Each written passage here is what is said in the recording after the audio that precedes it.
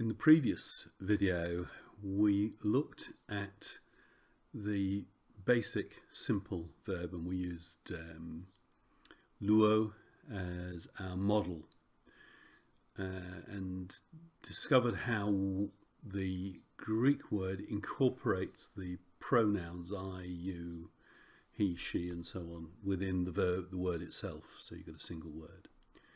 We looked at luo, we looked at the pattern, and then saw how it would transfer to other verbs.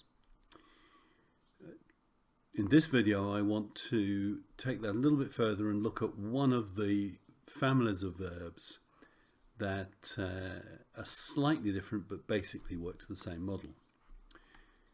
So let's begin. So as mentioned, the verbs we're looking at now are based on the verb family that we looked at in the last video, the luo and lego, and verbs that are based like that. So let me remind you just what it was that we saw last time. We looked at the verb luo, which means I loose or I untie, and we saw that for the present tense you had this sort of family of this grouping of words, and that you didn't need the pronoun at the beginning of the word like you find in English, because the meanings change at the end of each word. So if you like, the changes at the end of each word tell you whether it's I, you, he, and so on. And so we learnt luo, lues, lue, luomen, lueta, luusin. We saw that if we extract the root from that, we end up with these distinctive endings. So you can separate each verb into two parts: the root or the stem, which gives you the meaning, and then this the ending part, which gives you the grammatical structure of the verb. And we saw that you can transfer this from one verb to another, so that the commonality is there. We learn these endings, and then you can apply them to the roots of each of these verbs. So that's the basic pattern of what we learnt. And what we're now thinking of is the fact that the same applies for this new subgroup, if you like, which is the EO verbs. And if we look at the verb, this is the structure of the verb. It works exactly the same way as the verbs we already looked at. But if you look carefully, you will see that there are some subtle differences. In fact, let me say the luo verb while you follow it, the phileo, and say the differences. So it's luo, lues, lue, luomen, lueta, luusin. And I hope you noticed the difference. There were two key differences. Just so that we can see them, I'll put the two together. I've used lego for some reason here rather than luo, but it's the same difference. So if you look at the singular, they're exactly the same. Philo and lego, philes, leges, phile, lege, phile. But then in fact when we get to the first person plural, instead of legomen, we get philumen. So there's a change in that little change in the way that the ending adds on to phileo. And the same with the second person. Instead of legete, we get phileta.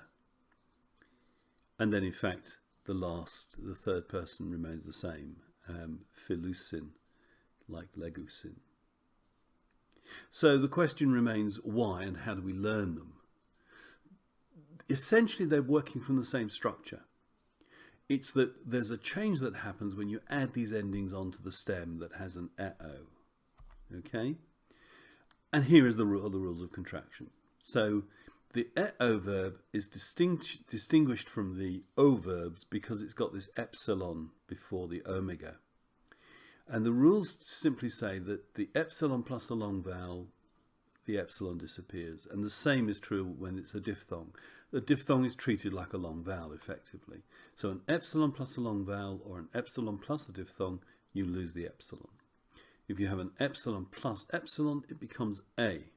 An epsilon plus omicron, it becomes U. And so we saw that in the second person and the first person plural. So it's effectively phileeta, but it becomes phileta. Phileomen becomes philumen. So the rules are exactly the same as luo and lego, but with this additional thing we have to learn about the contraction.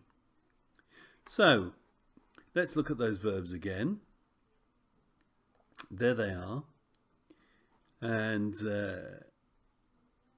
hopefully now you can kind of see the logic of how they work and why it's philumen and phileta rather than philomen and phileta. But essentially the same thing.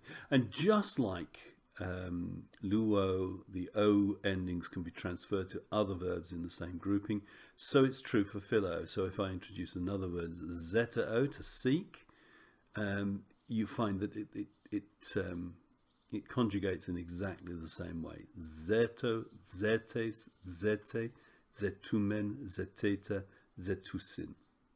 Functions exactly the same. So here's the kind of grouping that we have to learn. And in Duff, I hope you've done the exercise that was the end of the section that dealt with luo. And there's another small exercise at the end of the eo verbs as well. And also note that at the back of the chapter, at the end of the chapter, there are two sections of vocabulary, one for the other verbs that end in o and another one for other verbs that end in eo. Learn those, get used to conjugating the verbs in this way. So get used to them, use them, and we'll look at some other aspects of the basic sentence in the next video.